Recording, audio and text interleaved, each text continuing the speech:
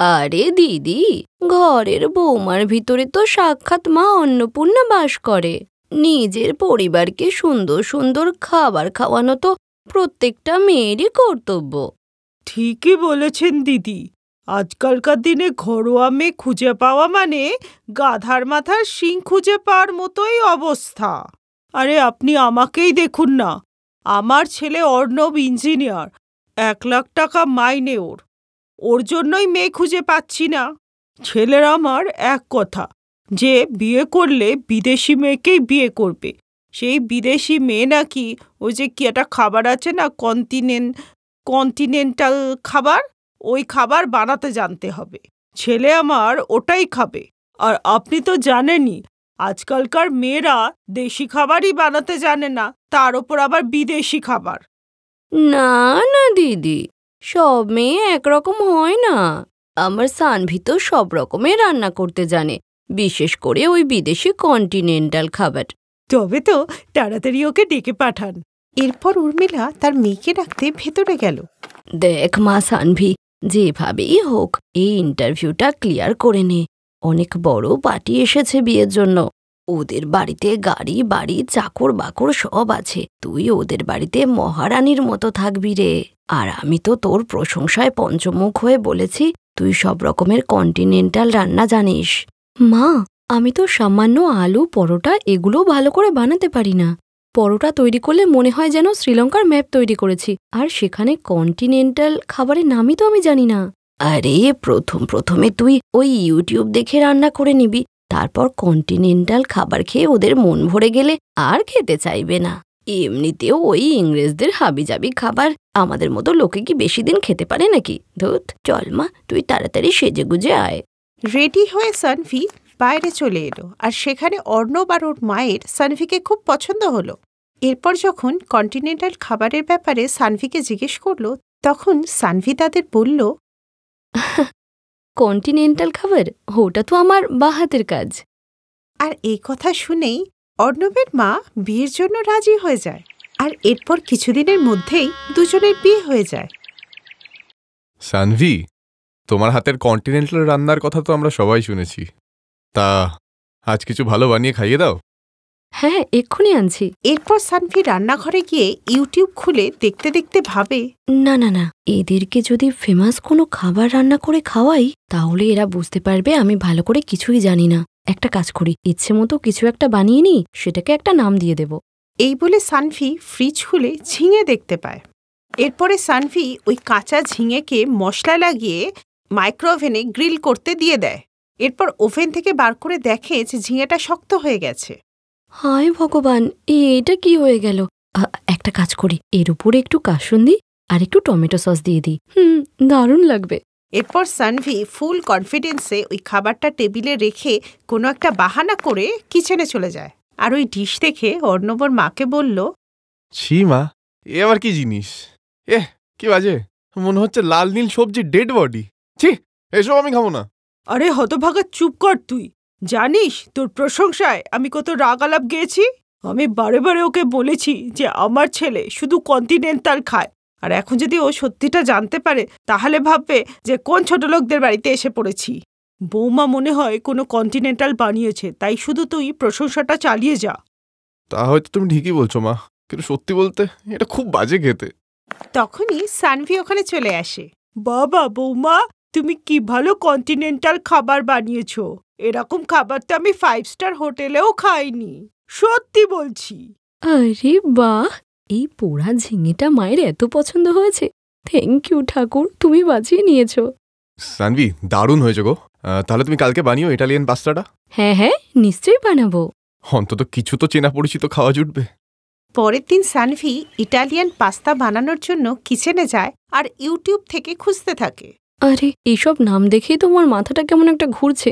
মশলার নাম এইসব কেউ রাখে? আর এই লেটচুস আবার কি? সরাসরি বাঁধাকপি তো বলতে পারে। দূর, এইসব না। এবার আমি নিজের মতো করেই পাস্তা তৈরি করব। ইংরেজরা কি আসে নাকি আমাদের কাছে চিংড়ির মালাইকারি শিখতে? আমিও করব না। ওই দিনও এটাই হলো। সানভি তার পাস্তাতে হোয়াইট সসের পরিবর্তে কর্নফ্লেক্স আর অ্যারারুট মেশালো, আর সাথে মন ভরে লঙ্কা গুঁড়ো। ব্যাস এমন লঙ্কার গুঁড়ো দিয়েছি যে আর কোনোদিন ওই ইটালিয়ান পাস্তা খেতে চাইবে না, আর কোনোদিন কন্টিনেন্টাল রান্নার কথাও আমাকে বলবে না। এরপর সানভি ওই পাস্তা নিয়ে বাইরে আসে। বাহ, পাস্তা তৈরি হয়ে গেছে? হ্যাঁ, হয়ে গেছে, কিন্তু আজকে ইটালিয়ান না, আমি অন্তিম পাস্তা বানিয়েছি। আরে বৌমা, তুমি দাও দাও, অন্তিম পাস্তা হোক আর যাই হোক সব খেয়ে নেব। অর্ণব আর ওর মা ওই পাস্তা 2 চামচ খেয়েই ঝাল বলে 2 গ্লাস জল খেয়ে নেয়, আর পাস্তাটা তেতো বলে ওখান থেকে প্রাণপণে পালিয়ে যায়। আর এইভাবেই বাড়িতে রোজই চলতে থাকে নানা ধরনের অদ্ভুত খাবার বানানো, যেমন পনির সোহা ইত্যাদি। বৌমা, তোমার দিল্লির পিসি শাশুড়ি তার ছেলে আর মেয়েকে নিয়ে আসছে। তুমি রোজ আমাদের যেসব কন্টিনেন্টাল খাবারগুলো খেতে দাও ওগুলোই ওদের জন্য বানাবে। ও না আমাকে নিয়ে খুব মজা করত, বলতো যে আমরা নাকি চাল ডাল খেয়েই জীবন কাটিয়ে দেব। তাই সবাইকে আজকে দেখাতে হবে যে আমাদের বাড়িতেও না প্রত্যেক দিন নানা দেশের খাবার তৈরি হয়। মা, আমি বলছিলাম নর্মালি কিছু একটা রান্না করে দিই, সবাই ওই তেল ঝাল মশলার খাবার তো খায় না। না, তুমি ওদের জন্য ওই সব খাবারই বানাবে, কারণ ওদেরও তো জানতে হবে যে আমার বৌমা কত মডার্ন। আর হ্যাঁ, ওই পনির সোহা আর অন্তিম পাস্তা অবশ্যই বানাবে। সন্ধেবেলায় সব অতিথিরা চলে আসে। দিল্লির পিসি, ওনার মেয়ে, আর 7 বছর কানাডায় সেফের কাজ করা ওর ছেলে ময়ূখ। আর তারপর যখন সবাই রাতে একসঙ্গে বসে ডিনার করছিল, বাবা ময়ূখ, তুই তো একজন শেফ, কিন্তু আমার বৌমা তোর থেকেও বড় শেফ। আমার বৌমার হাতের পনির সোহা আর অন্তিম পাস্তা খেলে না তুই এর স্বাদ জন্মেও ভুলবি না। এই নে, খা। এরপর এক এক করে ওইসব ডিশ খেয়ে ময়ূখের তো মাথায় ঘুরে যায়, আরও রেগে গিয়ে বলে, ইস, এবার থামো, কন্টিনেন্টালের নামে কি খাওয়াচ্ছ এসব? ছি, পুড়ে যাওয়া ঝিঙে, ছাই হয়ে যাওয়া পনির টিক্কা, এসব কন্টিনেন্টাল কেন? এসব ডাস্টবিনেন্টালও না। আমি তো বলি এসব কোনো খাবারই না। মানুষ কেন, কোনো ভিন গ্রহের এলিয়েনও এইসব বাজে খাবার খাবে না। আমি শেফ, তাই আমি বলতে পারি এটা কি দিয়ে বানানো হয়েছে। কি বৌমা, ময়ূখ কি ঠিক বলছে? আমাকে ক্ষমা করে দিন মা, আমি ভেবেছিলাম ইউটিউব দেখে আমি রান্নাটা করে ফেলবো, কিন্তু সবটা গড়বড় হয়ে গেল। কিন্তু তোমরা তো আঙুল চেটে খাবার খেতে, তাই না? আঙুল চেটে না, উল্টে নাক বন্ধ করে আর আঙুল বাঁচিয়ে বাঁচিয়ে খেতাম। কারণ সত্যি বলতে এর আগে আমরা কোনোদিনও কন্টিনেন্টাল খাবার খাইনি, সত্যি বলছি গো। তার মানে তোমরা আমায় মিথ্যে বলেছ? হ্যাঁ বৌমা, তোমার মা যেমন বিয়ের জন্য মিথ্যে বলেছিল, আমিও তেমনি মিথ্যে বলেছি। আর তোমাদের এই মিথ্যে কথায় অন্তিম পাস্তা আমাদেরই হয়ে গেল। আর এই শুনে সবাই জোরে জোরে হাসতে লাগলো। শীতলের বিয়ে কয়েক মাস আগেই হয়েছিল। শীতল একটা মডার্ন মেয়ে, ওর চাউমিন খাওয়া এবং খাওয়ানো দুটোই খুব পছন্দের ছিল। বিয়ের পর প্রায়ই ও ব্রেকফাস্টে কিংবা রাতের ডিনারে চাউমিন বানিয়ে ফেলত। শীতল খুব টেস্টি চাউমিন বানাতো, কিন্তু ওর শাশুড়ি কলাবতীর চাউমিন একদম পছন্দ ছিল না। শীতল বৌমা, খাবার হয়ে গেছে কি? মা, আমি এক্ষুনি আসছি, এই নিন গরম গরম টেস্টি টেস্টি চাউমিন। এ কি বৌমা, তুমি আজকেও চাউমিন বানিয়েছ? এই রোজ রোজ চাউমিন খেয়ে আমার বিরক্ত লেগে গেছে। আরে আমার তো ডাল ভাত রুটি সবজিই বেশি ভালো লাগে। তোমার শ্বশুর আর আমি তো এই সমস্ত চাউমিন না কি আছে এগুলো একদম পছন্দ করি না। আরে কলাবতী, আরে বৌমা বানিয়ে দিয়েছে তো তুমি খেয়েই নাও, আর না করো না। আরে দাও বৌমা, আমাকে দাও, তোমার হাতের বানানো চাউমিন খুবই টেস্টি হয়। এই নিন বাবা, আমি আপনার জন্য এক্সট্রা সবজি দিয়ে নিয়ে এসেছি। শীতল, জলখাবারে কি হয়েছে? আমাকে দিয়ে দাও, আমার অফিস যেতে লেট হচ্ছে। তোমাকে অফিসে ছাড়তে হবে নাকি ক্যাবে যাবে? রজত, তুমি হয়তো ভুলে যাচ্ছ, এখনো তো আমার অফিসের 1 মাসের ছুটি বাকি আছে।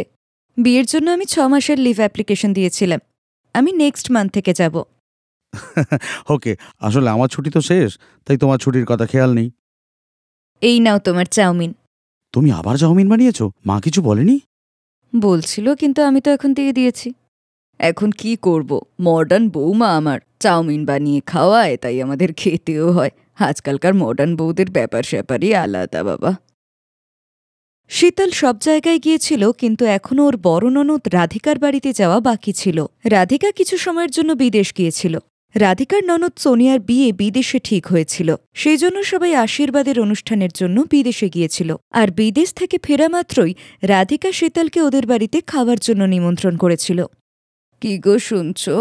রাধিকার ফোন এসেছিল এখন। ও 2 দিন আগেই বিদেশ থেকে ফিরেছে। ও বলছিল শীতলকে নিমন্ত্রণ করে খাওয়াবে, তাই আমাদের সবাইকেই ডেকেছে। বৌমা, কাল রাতেই যেতে হবে, ভালো কিছু একটা পরে নিও। মা, আপনি আমাকে কিছুদিন আগে আমার জন্মদিনের জন্য যে একটা রেডিমেড শাড়ি গিফট করেছিলেন, আমি ভাবছি ওটাই পরব। ওটা বেশ সুন্দর। হ্যাঁ হ্যাঁ, একদম। আমি তো ওটা স্পেশালি তোমার জন্যই কিনেছিলাম। ওটাই পরে নিও। শীতল ওর ঘরে চলে যায়। যাই বলো কলাবতী, তুমি কিন্তু ফালতুই বৌমাকে কিছু না কিছু কারণে সব সময় শোনাতেই থাকো। আমাদের বৌমার স্বভাব চরিত্র কিন্তু খুবই ভালো। দেখো, ও তোমাকে কত সম্মান দেয়। জন্মদিনে তোমার দেওয়া উপহার ওর কত পছন্দ হয়েছে। আরে আমি বা কোথায় রাগ করি? হ্যাঁ, ওই তো শুধু এত বেশি চাউমিন খায় আর চাউমিন বানায়। আমি শুধু ওটার জন্যই বলি। বাকি ওর সাথে আমার কি আর আছে বলো না? হয়তো আমার বৌমাই না।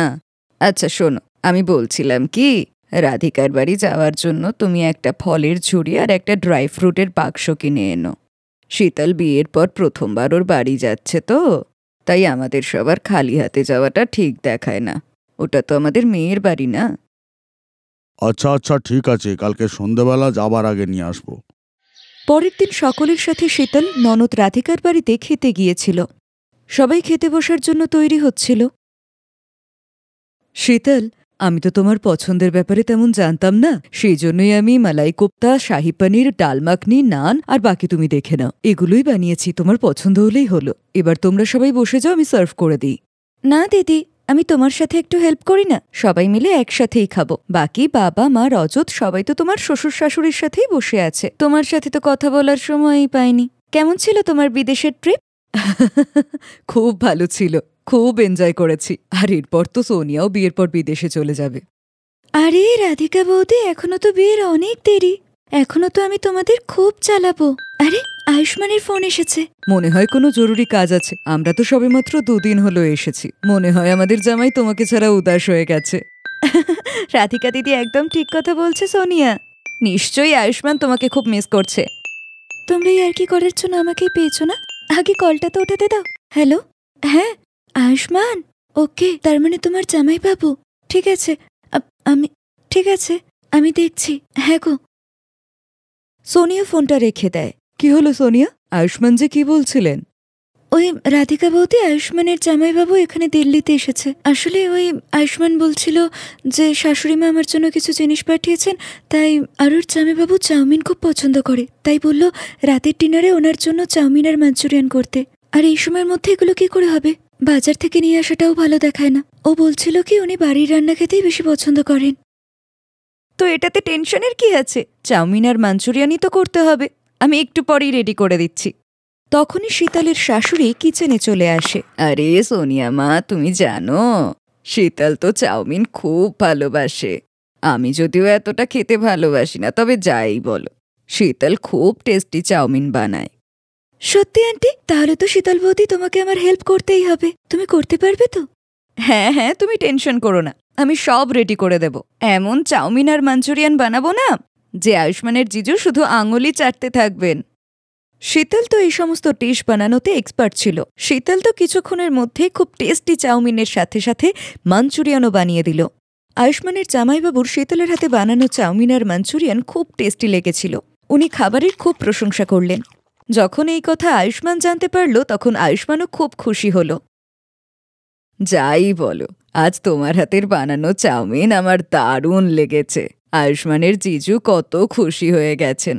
কি ব্যাপার কলাবতী, আজ তুমি বৌমার বানানো চাউমিনের প্রশংসা করছো? আজ সূর্য কোন দিকে উঠেছে ভাই? নাও বোঝো ঠেলা, শীতল করেছেই তো ভালো একটা কাজ। বৌমা, আমি খুব খুশি।